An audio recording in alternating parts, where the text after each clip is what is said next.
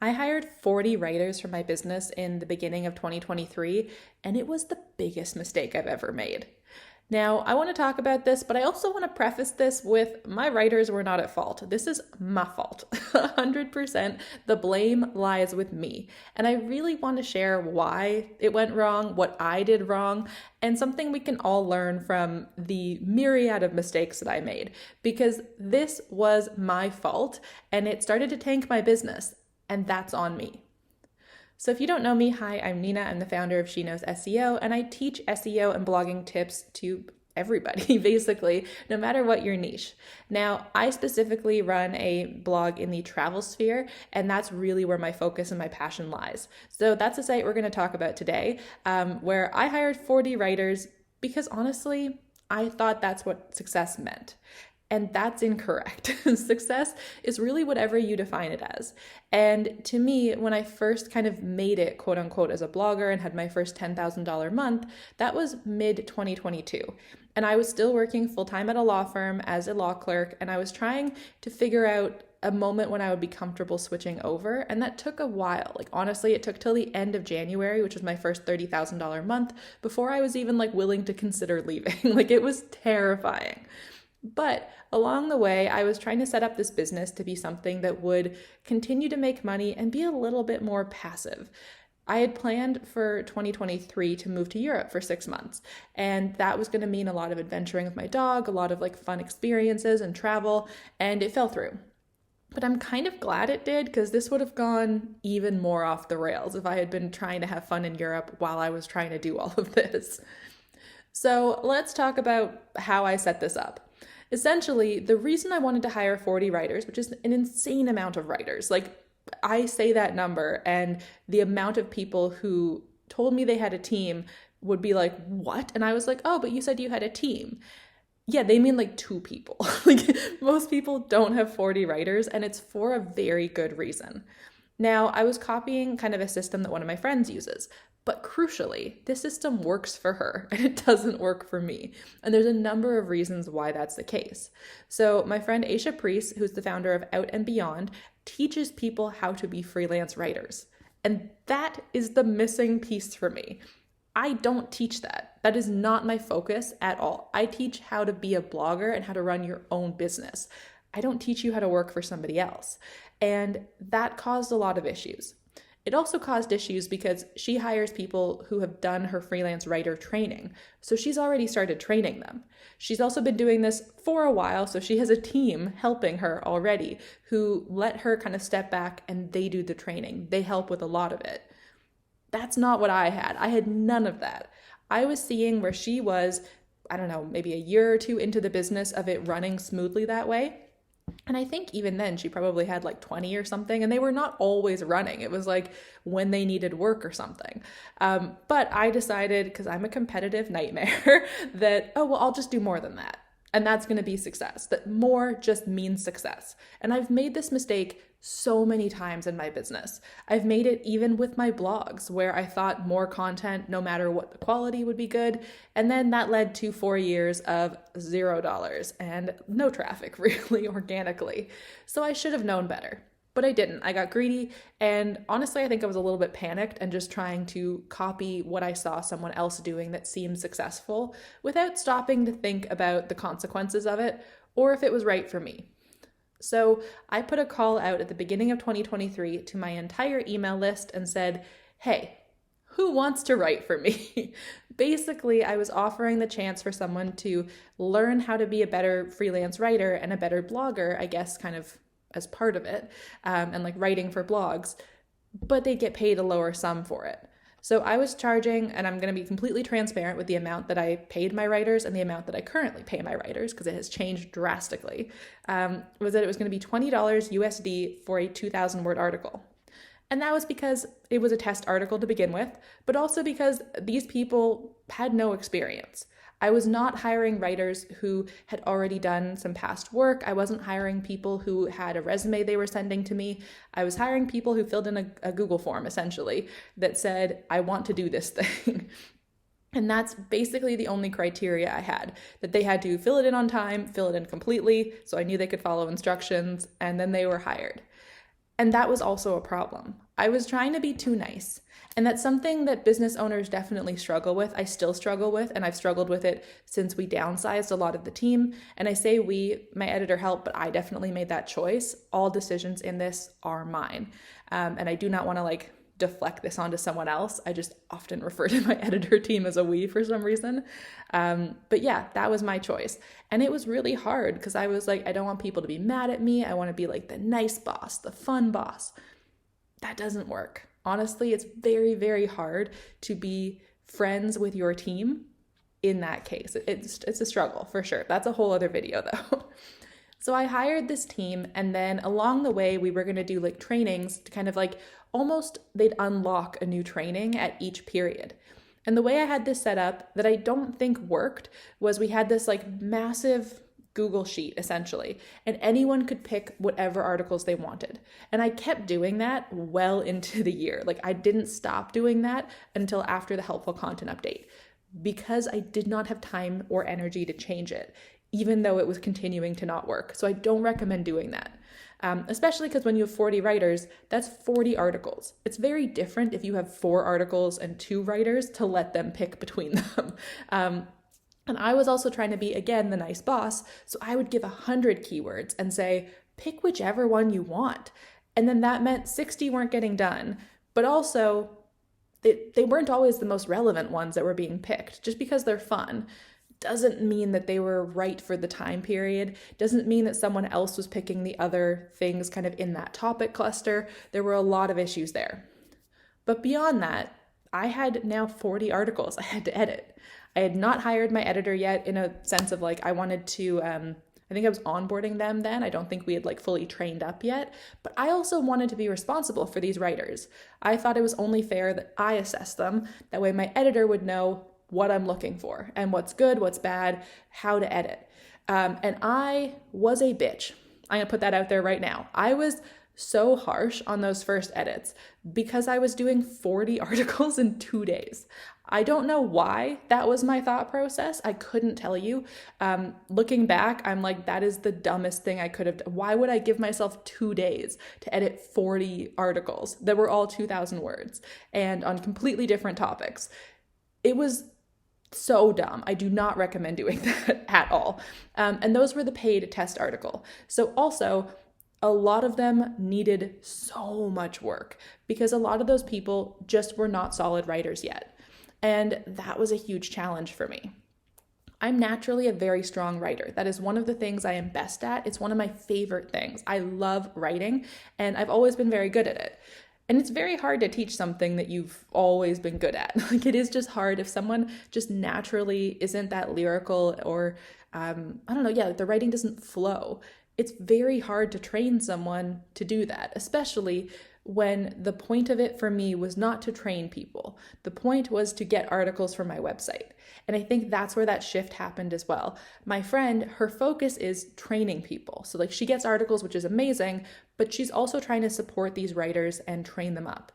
That was not my goal. I wanted people to instantaneously, magically become good writers, and that's not how it works. I also kind of assumed, and this was a mistake on my part, that if someone was interested in blogging, they were already a really strong writer. And I should have known better because, and not against them, honestly, this is not their fault, it's mine. I did not check their blogs. But I then went in with these false expectations, even though I know from reading blogs online that many people run blogs that are not great writers, and that can be okay. However, these sites have my name on it. One of my, at that point, all of them were going on my main site. Literally, my name is in the domain name. So, it's very much a representation of me. And I'm not going to let someone publish trash on it, essentially. Not that the articles ended up being trash, but I definitely had a higher standard for them than I think a few of my friends do who hire writers that they are training, because I think they have a better expectation than I did. Now, along the way, I set up poor systems, and that is on me. I decided for some reason the way we were going to do this was a Google Sheet. People would select what they wanted. They would have a week to submit their outline, get their outline approved, then they'd write it, and then that all had to be done in a month. And then the edit process would trigger. But then they'd automatically get more articles. which is wrong. Like, I wasn't allowing time for anyone to do their work. So the writers had that week to do the outlines, but then my editors had to go in and check the outlines. And at the beginning, they weren't great because these were newbies. They needed the training.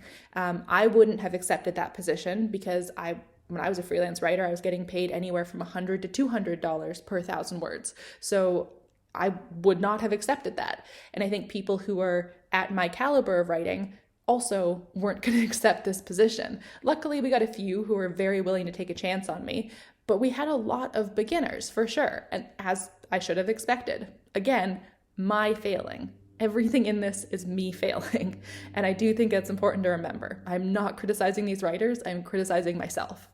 So then they had to give them to the editor. The editor had to work on those, but after the first month, the editor was also editing all of the articles from the last month. So we were quickly ending up with like such a backlog of nothing was getting done, no one was moving forward. They were unlocking trainings before they'd even finished the first article, and then the first articles weren't even getting uploaded because a whole other issue. I hadn't figured out a VA yet, because that was honestly, I think hiring a VA is one of the hardest things. If you guys want to know more about that and how I've landed on the 2 amazing VAs I have now, let me know and maybe I'll make another video on it. But things weren't getting uploaded. And when they were, I was trying to like do them late at night or something. So I was getting frustrated too. And this just meant I think everyone on the team was upset with me. I was upset with me. And it was super frustrating trying to manage everybody, get all this done, and have high quality articles. And we were not accomplishing that for a myriad of reasons. And so that meant quality suffered. And this continued for months. I didn't really change things. Firstly, I thought it was important that we kept things moving because I thought we had to meet this production schedule I had set. And I don't know why I wasn't willing to change that. I don't know. I think also, to be honest, I was pretty distracted. I was supposed to move to Europe. That fell through the night before. So instead, I did a 6-month road trip with my dog across North America, which was fun and horrible in many ways, but made far worse by me trying to manage my team. Because I was often in places, like I was in Yellowstone, I was in Banff National Park, I didn't have any cell service or Wi-Fi. I was spending like 8 or 9 hours a day driving, so I didn't have any energy to deal with this stuff. It made me snippy. It made me definitely not very, warm or understanding to my team when there would be things that I was like, hey, we've gone over this. How for the 3rd time have you not picked this up? And I would like to say that like I would have been more nurturing otherwise, but I'm going to be honest, I don't think I am super understanding when it comes to writing. I think if I tell someone to do something one way 3 times and it's not being done, I do not want to work with that person. And I tried. I asked them how their learning style was. I asked them what I could do to teach it better or what they're not understanding. And I tried really hard, I thought. But at a certain point, this is my business and I really, really care about it. And that meant I couldn't be the nice boss. And honestly, I think trying to be the nice boss made me meaner because I felt like a weird, gaslighty high school boyfriend where I'd be like, oh, everything's amazing, sweetie. I love you so much. And then the next second I'm yelling at somebody. Well, it was always via Google Docs, so no one was actually getting yelled at. But I would be like, this is blatantly incorrect. Why didn't you fact check it? And that felt harsh. And that's probably one of the nicer examples, to be honest. But it is challenging and frustrating for everyone involved when my fuse was too short. I didn't have time to spend on them, to nurture them, to really make sure that they were picking up on the training, even of higher level concepts. And that meant overall, we all failed. And that failure ultimately was my fault and still is my fault. So we had to scale the team down over the summer. I gave pay raises as we went. The whole point was that they would not stay at $20 for 2,000 words because that is a terrible pay rate in my opinion. And I know people paying more, less, whatever, that is up to you and your business to determine what you feel is ethical. For me, that did not feel okay, especially for the amount I was demanding of them for sure, because I really wanted epic quality content. I've been told by a couple different content agencies I tried to work with. I don't think I was that bad, to be fair. If you hire someone to do a post that's 10 beaches in Maine, I would like all of those, I'd like 10 beaches and I would like them to be in Maine. And I didn't get that from one. So I was like, what?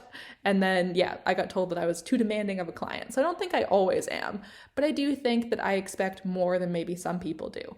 And I think that is probably because of a perfection standard I've set for myself. But this ultimately meant that I had a team of, I think at that point we were down to like 20 people by the end of summer who were struggling. I felt angry whenever I had to like communicate with them, not because I was mad at them, but because I was mad at the process. I was annoyed that I had to keep dealing with this. I was frustrated that this was still something I needed to handle. I was just unhappy, honestly, all around. I'd already had to let a VA go because I'd hired her and it hadn't worked out, and that's how I've ended up with the two amazing ones that I have now. But it also meant we had this massive backlog of content that wasn't being uploaded.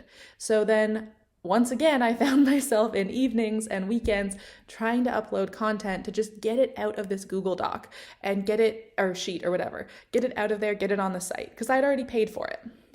Now, I also started to notice at this point that the ROI was negative on all of these articles.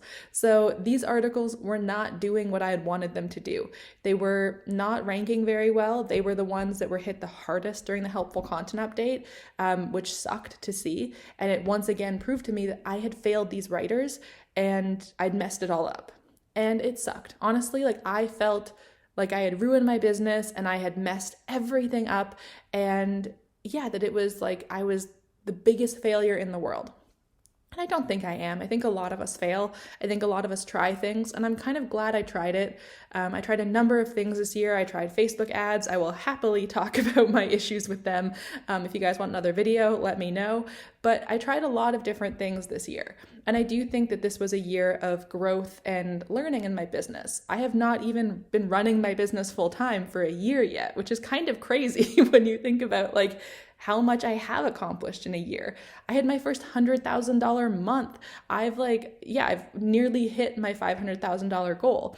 Not like didn't hit it. Don't think I will. I mean, at time of recording, it's still not the end of December, but pretty certain I'm not going to magically make another 100,000 in a week, especially around Christmas. But I did pretty well, to be honest, for this year. Now, I will say with the writers, I have figured out a lot more about myself as a business owner and about my business. So a myth that I think a lot of people tell you is that the first person you should hire as a blogger is a writer. And I don't think that's true. It should not be that you hire a specific role. It's that you should hire what you're not good at. And for me, what I hate, what I put off more than anything else is formatting and uploading content. I would rather pull my nails out than mark links as no follow. It drives me nuts to sit there and like have to go and convert affiliate links. Like I hate doing that. So what I should have started with is a VA because that's what I needed. Now, I think there's a plethora of writers out there. Most bloggers will make extra money as writers, which again is one of those reasons why hiring a VA, I think, is one of the hardest roles you have to hire for in a business, because you need to balance that level of like, this feels like an entry-level job, but it's kind of not. Like you actually need someone who knows what they're doing. And then you have to deal with like, okay, some people on TikTok seem to think VAs should be paid $100 an hour to upload a blog post. Some people think $1 an hour, and the whole other issue there. Again, a whole other video. But I made that mistake. Now, I think I also made the mistake of trying to put my writers ahead of my business. I did not plan content the way I typically would, and I saw that suffer. I did not ensure that my writers were supported and trained the way that they should have been, and that I was willing to adjust timelines to accommodate what I was seeing not working. I just shut down, and that's not helpful to anyone in the business. Now, if you want to hire a team like I did, and you do want to have 40 writers or 20 or whatever, and you want to be hands-off, you need to train the editor first.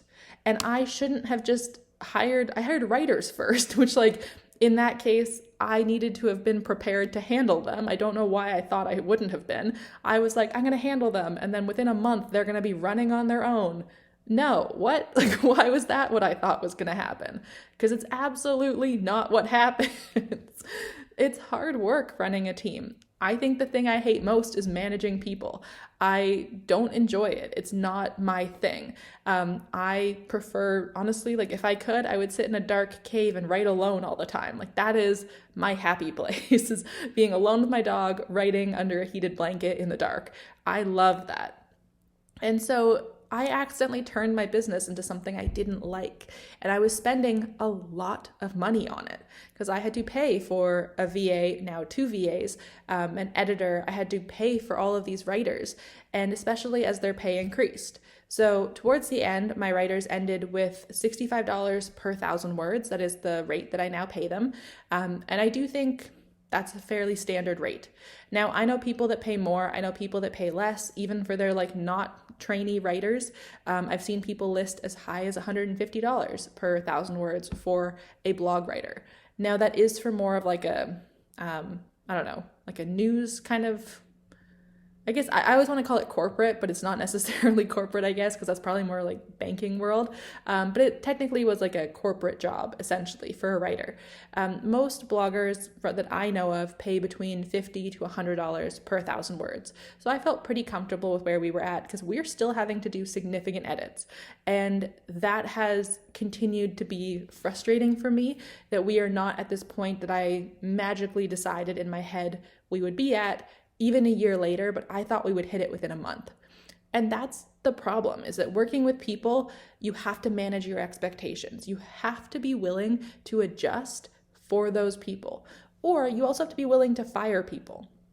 Now, I had to fire people, and that was a weird experience for me. I've never had to do that before, and it felt really uncomfortable. And I put it off for an extra month or two because I was so worried about doing it. So I ultimately ruined my year for myself to some extent. I didn't get to work on my site. If you've watched other videos of mine, read my newsletter, gone on She Knows SEO and read some of the posts I wrote, I had growth this year for sure on my main blog, but every single one of them, I will say how much I didn't work on the site. And the reason I wasn't working on the site is I was working with the writers. And that drove me out of my mind because I had so much content I wanted to write, even like as we were traveling. I went through like half of the US with my dog. I did like a camper van trip that I've always wanted to do. I went on my first cruise to Alaska. Like I did amazing stuff this year, and I haven't written about any of it because I still haven't had the time to, because I'm still managing a team. And that ultimately had left me in a really weird spot where I've had to realize that, you know what? Management's not my thing. I do not enjoy it. And the reason I think that I got so stuck in it, partially as well, is that I got greedy. I wanted to hire people for lower rates, but that means you have to, if you're going to sacrifice the money, you have to give more time. And at this point in my life, I am more time poor than I am money poor. And I really should have shifted this around, but I never did because I was so committed to trying to make this work, to not like, I don't know, upsetting these writers that maybe they're not right for my team and things like that, that I kept 20 of them for months that was not serving me and was honestly mostly just adding to my unhappiness. So I don't say any of this to criticize the writers. I definitely think that if I had done a better job, they would have succeeded a lot more. I do think some of them are not naturally as gifted as writers. Out of the 40 that I hired, that's going to happen if you hire 40 people, many of whom had no background writing. You have to expect that, and I didn't. So that was a massive failure on my part. Now, what I would do differently hiring now, first of all, I would rather work with AI. I love AI writers. I can write a post myself even without AI very, very quickly. So actually, by hiring a team, I was putting a cork in that funnel. So the way that I would do this instead is I would just write the post myself. And I would hire a VA and maybe an editor to like organize kind of, I don't know, sometimes after you've written 10 posts, you're not really keeping track of stuff as well as you should. I'd hire that, and that's where I would end it. But if you want to hire writers, and I have had amazing writers, honestly, like, again, not their fault that I am a problem. But I would definitely advise hiring people who can give you a portfolio, not training people. If that's not your interest, you shouldn't do it. honestly, training people is hard. Then I would also make sure that you are adjusting systems along the way and that you are prioritizing your business. So have really clear rules and boundaries of how things are going to work. If you're training somebody, do not give them 2,000 words to do. The better way to train people is definitely to give them a section of a post, especially if you're doing a test article to hire somebody. It's very hard to see somebody's ability to take on criticism or to learn from the strategies you're teaching them if they give you a full article, because you're always going to have to adjust to weird things in there. It's going to be hard to necessarily apply it to the whole thing.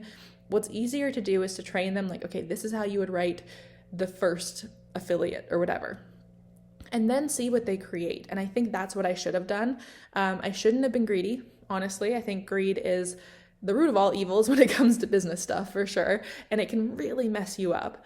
And I really should have made sure that I either had the time to coach these people or that I let them go earlier and didn't ruin, not that I ruined everyone's life, but it felt like I was ruining everyone's life for the full year. So those were my issues with it. And honestly, this was a mistake I made, cost my business a lot of money and has not made my business anything, which is really frustrating, honestly. And if things are not giving your business returns, you need to let them go. That's super important. We wouldn't, keep a theme that is wrecking our site. And the same goes for systems, even with people involved. Now, I felt especially bad because for a number of those writers, this was their income. And I wanted to keep being able to provide that. But at a certain point, you're a business owner and you're not, a sugar daddy or something, where your whole focus is just giving people money. There needs to be the return on investment, and I didn't have that. And I learned a lot from this. I've learned how to be a better business owner, but I've also learned about myself. And I think that was really critical. So I'm glad I did it to some extent. I'm also mad that I did it for as long as I did. And I'm mad that I was so afraid and that I'm such a people pleaser that I was so afraid that they'd be mad at me or something. When they can be mad, that's fine. But I think they were mad at me while it was happening too. So sometimes you have to let people go. And sometimes hiring a writer is not the right thing for you. I also think hiring en masse is bad. I think it's just too overwhelming for everybody. And it's a lot better to hire one person, get them really well trained and trained up, and then move on to the next person or something. Do it in small batches would be my recommendation. And yeah, don't think that quantity equals quality, or that even necessarily doing anything someone else is doing means that you're successful. I think it's all about figuring out what type of income, what type of workflow, what type of whatever is right for you. And just because someone else really thrives off of that other system, you might not see all of the things behind the scenes. You might not know okay, how many years that took, or their whole workflow for how they do it, or that they do have a team that they've already trained to handle it. So I made a lot of mistakes there. I made a lot of assumptions, and that was a massive issue for me. So since then, my primary way of writing posts, and definitely every post in 2023 that made me money, I wrote. And that taught me something that I need to keep writing my posts, and that's something that I prefer to do. And I do think that also adds to EEAT, is that I am writing and experiencing these things. And even when I had my writers do it and I would supply EEAT, they didn't always adapt to it properly. And it's hard. It's hard to write about someone else's experience as your own. It's very, very hard to do that. And interestingly, the people who were best at it were the people who were not bloggers already. So that was a really interesting thing for me, to see that bloggers are not always the best freelance writers. And often a business owner is not the best at being an employee. I know that I'm not a great employee, and I fully understand why. When I was at that law firm in January, I was trying to do all this stuff. So I was not focused on the law firm. And that means that and honestly, being unfocused, I was just neglectful to my job half the time because I was so focused on this. And that's bad. No business owner wants that employee. But it's also hard to to just set unrealistic expectations on people. I don't know. The whole thing was a mess and was a mistake. And that is my fault. And I've learned a lot from it. And I hope in this video I taught you guys a lot too, so you don't make the same mistake. Or if you do make it, that you adjust to it faster and figure it out and fix it. And just remember that like ultimately, your focus is your business. So yes, you might upset some people. You might make someone unhappy. That happens. Even if you do your best to make everyone happy, someone will likely still be unhappy. So with that, we just have to do our best, but we also have to take care of our bottom line. And if things are not working, stop doing it. Like, give it some time, obviously work at it, but not everyone is meant to be a manager. Not everyone is meant to have a team of 500 people. Not everyone, needs all of that on their plate. And it's okay if you don't want that. It's very much okay if you want to be the only person working on your site. You do not need to have 500 sites. You do not need to have a team of 1 million people.